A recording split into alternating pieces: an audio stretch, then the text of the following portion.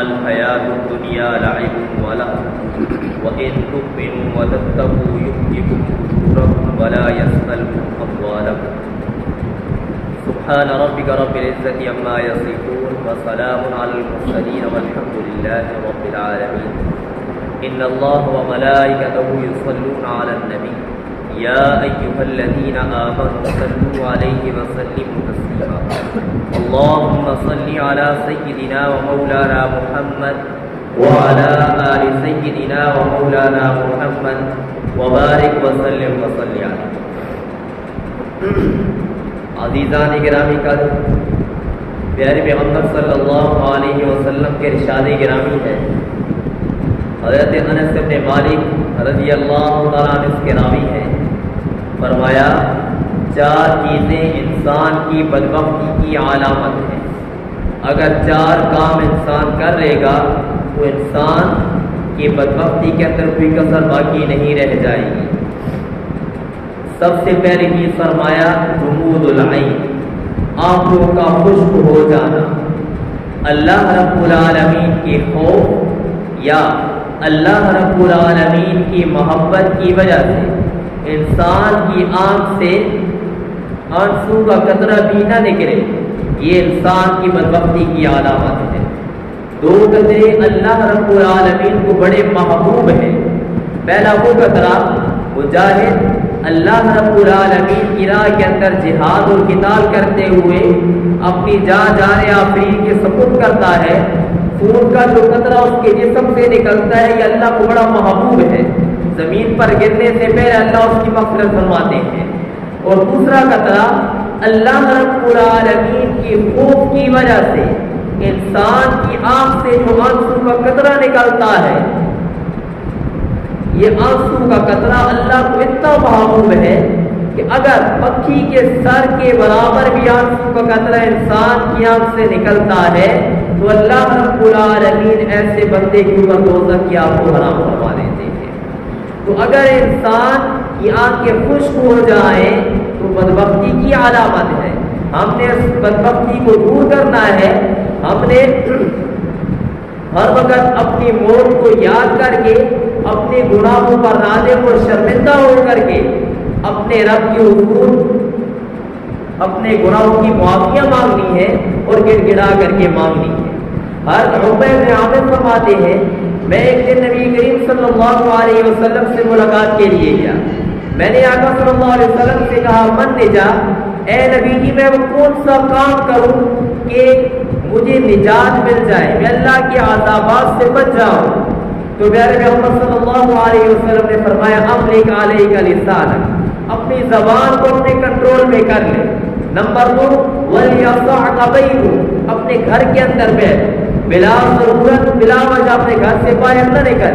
اور تیسرا فرمایا وابکی علی خطیئتک، اپنے گناہوں پر نادم اور شرمندہ ہو کر کے روتے رہا کرو.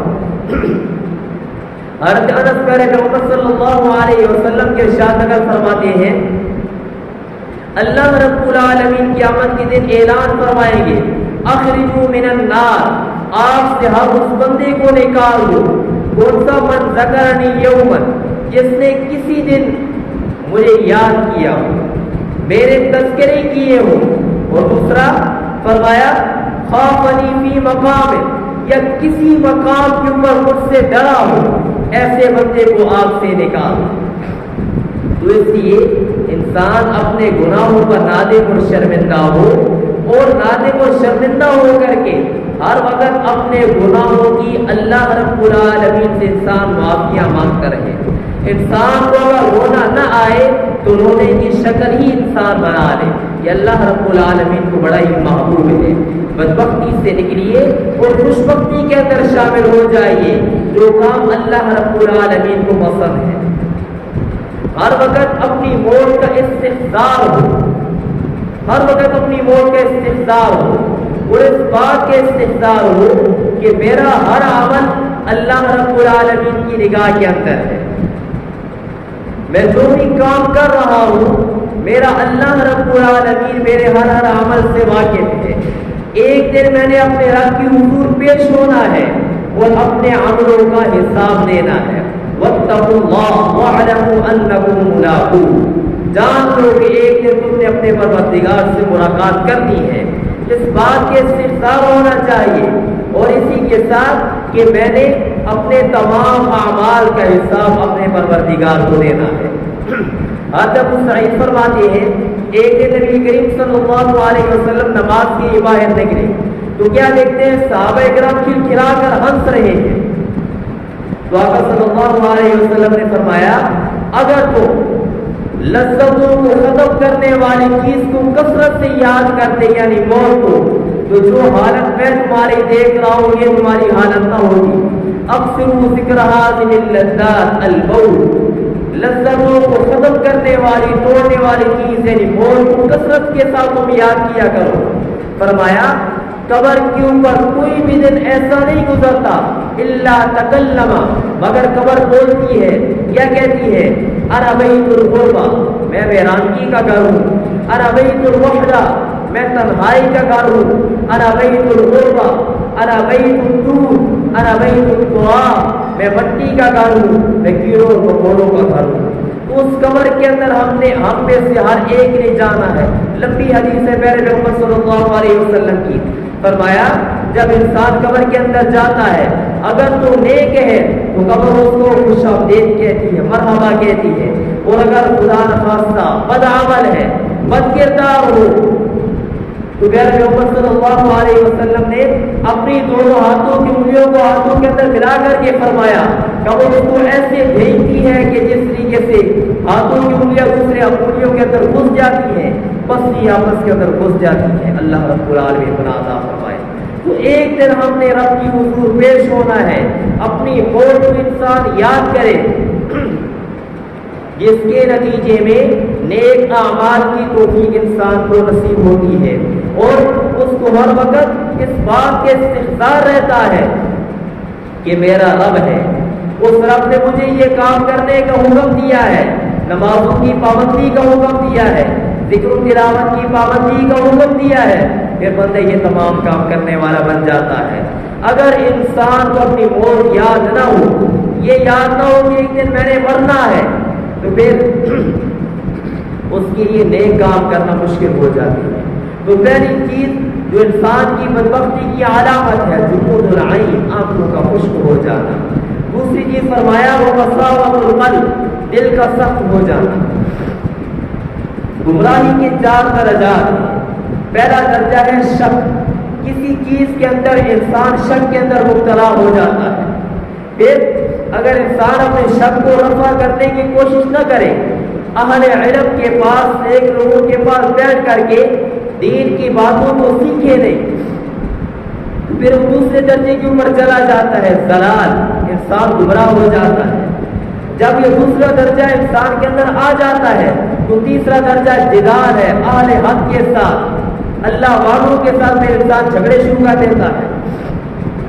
جب یہ 3 درجے انسان کے اندر آ جائیں تو چوتھا درجہ ہے مہر جباریت، اللہ رب العالمین انسان کے دل کے اوپر مہر لگا دیتے ہیں، پھر حق بات انسان کے دل میں داخل ہوتی نہیں ہے، حق انسان قبول نہیں کرتا، اور برائی سے انسان بچتا نہیں ہے۔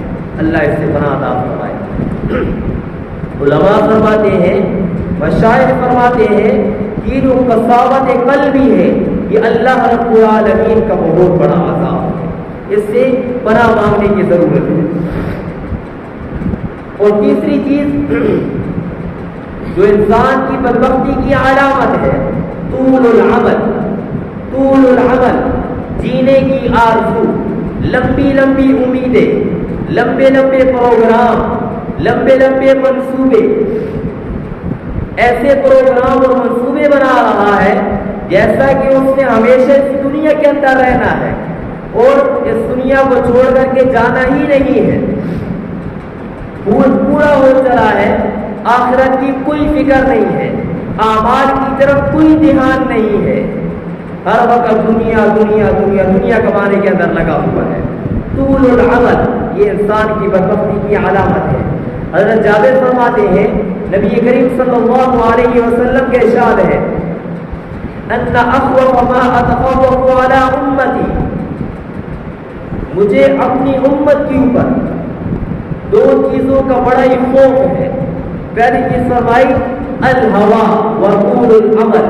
پہلی چیز خواہشات نفسانی، من چاہی زندگی گزارنا، جو اپنے دل کے اندر بات آ رہی ہے اس کے مطابق عمل کرنا، جو چیز میرا نفس چاہ رہا ہے اسی کے مطابق عمل پیرا ہو جانا، اللہ اور اللہ کے رسول کے احکامات کو نظر انداز کر دینا. اور دوسرا فرمایا وطول العمل، جینے کی آرزو. فأما الہوا، خواہشات نفسانیہ، فیصد عن الحق، یہ حق سے روک دیتی ہے. اور وأما طول العمل، جینے کی آرزو، لمبی لمبی امیدیں، فینسی الآخرہ، یہ آخرت کو بھلا دیتی ہے. انسان پھر دنیا کا ہو کر کے رہ جاتا ہے، آخرت کی اس کو کوئی فکر نہیں رہتی. اور فرمایا وہذہ دنیا مرتحلۃ ذاہبہ، یہ دنیا کوچ کر کے جانے والی ہے، آخرت کوچ کر کے آنے والی ہے. اور دنیا اور آخرت میں سے ہر ایک کے بیٹے ہیں. تم اگر یہ کوشش کرو گے تم آخرت کے بیٹے بن جاؤ تو آخرت کے بیٹے بن جاؤ، آخرت والے بن جاؤ. کیوں؟ آج کے دن عمل کا دن ہے، حساب کتاب کوئی نہیں ہے. اور ایک دن آنے والا ہے، قیامت کا دن ہوگا. اس دن تم چاہو گے کہ آج مجھے عمل کرنے کے لیے وقت دیا جائے. اس وقت تمہیں عمل کرنے کا وقت نہیں ملے گا، اس وقت تمہیں حساب دینا ہوگا. وَلَن يُؤَخِّرَ اللَّهُ نَفْسًا إِذَا جَاءَ أَجَلُهَا، کسی نفس کی جب موت کا وقت آ جاتا ہے پھر اس کو کبھی مہلت نہیں ملا کرتی.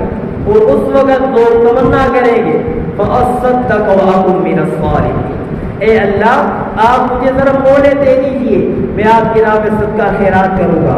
دوسرے مقام پر فرمایا اے اللہ میں نیک اعمال کرنے والوں میں سے بن جاؤں گا، وَأَكُن مِّنَ الصَّالِحِينَ، نیکوکار بن جاؤں گا. اللہ فرماتے بھی مولت نہیں مل سکتی. آج عمل کا دن ہے، آج اللہ کو راضی کرنے کا دن ہے، آج حساب نہیں ہے.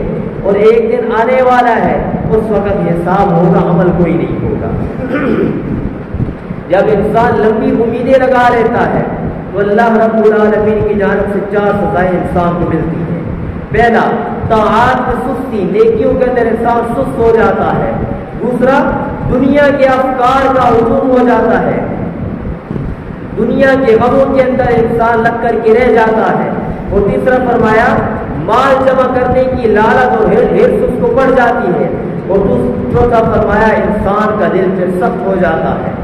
اور انسان کا دل سخت کن چیزوں سے ہوتا ہے؟ پہلی چیز فرمائی جب انسان بہت زیادہ پیٹ بھر کر کے کھانا کھاتا ہے انسان کا دل سخت ہو جاتا ہے. دوسرا فرمایا جب انسان کے دوست برے ہوں، برے دوست جب انسان بنا لیتا ہے انسان کا دل سخت ہو جاتا ہے.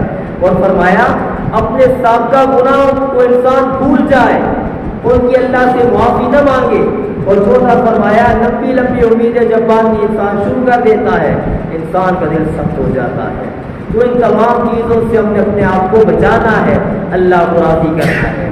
تو تیسری چیز انسان کی بدبختی کی علامت طول العمل، لمبی لمبی امیدیں. اور چوتھی انسان کی بدبختی کی علامت فرمایا والحرص علی الدنیا، دنیا کی حرص جس بندے کو لگ جائے، دنیا کی لالچ جس بندے کو لگ جائے یہ بدبختی کی علامت ہے. یہ بات سمجھ لیجیے، بقدر ضرورت دنیا کمانا یہ سنت ہے، بقدر ضرورت دنیا کمانا یہ سنت ہے، بقدر ضرورت حلال روزی کمانا یہ نیکی ہے، بقدر ضرورت حلال روزی کمانا یہ فرض ہے، عبادت ہے. پھر محمد صلی اللہ علیہ وسلم نے فرمایا طلب قسم الحلال فریضہ، حلال روزی کمانا یہ فرض ہے، یہ فریضہ ہے انسان کی ذمہ. لیکن برائی کیا ہے؟ برائی کیا ہے؟ برائی یہ ہے انسان دنیا کے پیچھے ایسے لگ جائے، دنیا دنیا دنیا اور صرف دنیا، دنیا کمانے کے پیچھے ایسا منہمک ہو جائے کہ انسان کی آمدنی کے ذرائع، اس کے اوپر انسان غور نہ کرے کہ آیا میرے پاس جو مال آ رہا ہے یہ حلال ذریعے سے آ رہا ہے یا حرام ذریعے سے آ رہا ہے یا مشتبہ ذریعے سے آ رہا ہے، یا میں لوگوں کو دھوکہ دے کر کے مال تو نہیں کما رہا، یا یہ جو میں لے رہا ہوں یہ سودی مال تو نہیں ہے، سودی لین دین تو میں نہیں کر رہا۔ آج ہمارے بازاروں کے اندر دکاندار عمومی طور پر 2 نمبر چیز کو 1 نمبر کہہ کر کے فروخت کر دیتے ہیں، یا کچھ لوگ سودی کاروبار کر رہے ہوتے ہیں، اگر ان کو سمجھایا جائے تو کہتے ہیں کہ ہم منافع لے رہے ہیں، سود تو ہم نہیں لے رہے۔ اگر ہر ایک کے ذہن کے اندر یہ بات آ جائے کہ جب میں ماں کے پیٹ کے اندر تھا تو میرے پروردگار نے میرا رزق متعین کر دیا تھا، مجھے وہ مل کر کے رہے گا، اور پیارے پیغمبر صلی اللہ علیہ وسلم کی یہ حدیث انسان کی نظروں کے اندر ہو، 2 چیزیں انسان کے پیچھے لگی ہوئی ہیں، ایک انسان کا رزق ہے، ایک انسان کی موت ہے، یہ دونوں چیزیں انسان کے پیچھے لگی ہیں، لیکن ان دونوں میں سے رزق یہ زیادہ تیز رفتار ہے، یہ موت سے پہلے انسان کو پہنچ کر کے رہتا ہے۔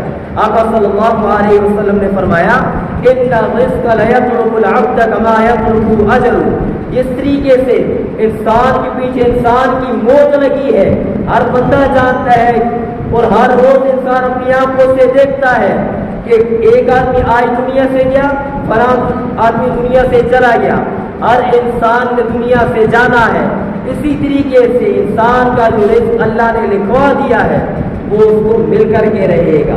اگر یہ انسان کو استحضار ہو، یہ یقین بندے کو ہو جائے تو پھر یہ ناممکن ہے کہ انسان ناجائز ذرائع کو استعمال کرے گا۔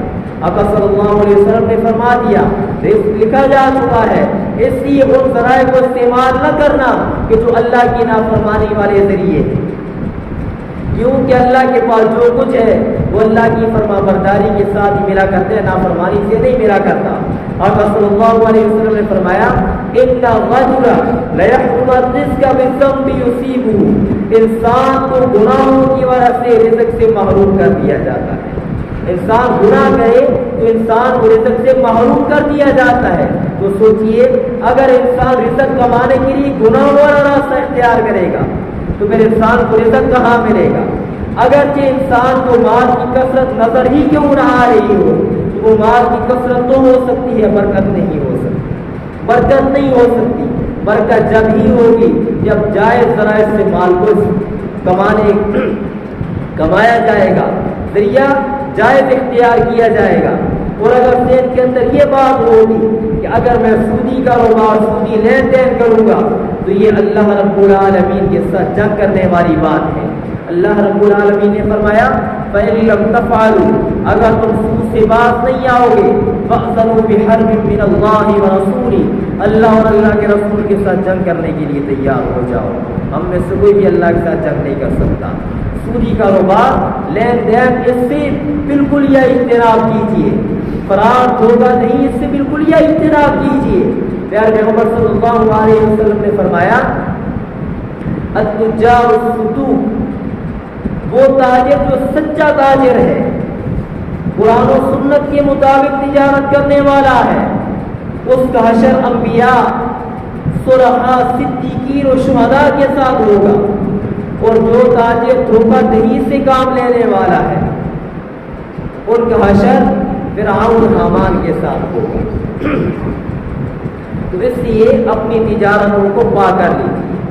اگر انسان مال کماتا ہے اللہ کو راضی کرنے کے لیے تو یہ باعث اجر و ثواب ہے۔ تو انسان نے مال کمانا ہے، ہر ایک نے حلال روزی کمانی ہے، لیکن مقصد کیا ہو؟ اللہ کو راضی کرنا مقصد ہو، مقصد کیا ہو؟ پڑوسیوں کے حقوق ادا کرنا مقصد ہو، مقصد کیا ہو؟ تاکہ لوگوں کے سامنے مجھے ہاتھ نہ پھیلانے پڑے۔ اگر یہ مقصد ہوگا تو یہ باعث اجر و ثواب ہوگا۔ اور ایک موقع کے اوپر تو پیارے پیغمبر صلی اللہ علیہ وسلم نے فرمایا جو بندہ لوگوں کی ضرورتوں کو پورا کرنے کے پیچھے لگ جاتا ہے، اگر انسان لوگوں کی ضرورتوں کو پورا کرتا ہے، اس کے بارے میں پیارے پیغمبر صلی اللہ علیہ وسلم نے فرمایا من قضى لأحد من امتی حاجۃ، میری امت میں سے کسی کی اگر کوئی بندہ ضرورت کو پورا کرتا ہے اور اس کا مقصد کیا ہے؟ یرید ان یسرہ بہا، تاکہ وہ بندہ اس کام سے خوش ہو جائے، اگلا بندہ تاکہ اس سے خوش ہو جائے۔ تو پیارے پیغمبر صلی اللہ علیہ وسلم نے فرمایا جو بندہ یہ کام کرے گا فقط سرنی، اس نے مجھے خوش کر دیا، ومن سرنی فقط سر اللہ، اور جس نے مجھے خوش کیا اس نے اللہ کو خوش کر دیا، ومن سر اللہ ادخلہ الجنہ، اور جس نے اللہ کو خوش کر دیا اللہ اس کو جنت میں داخل کر دیں گے۔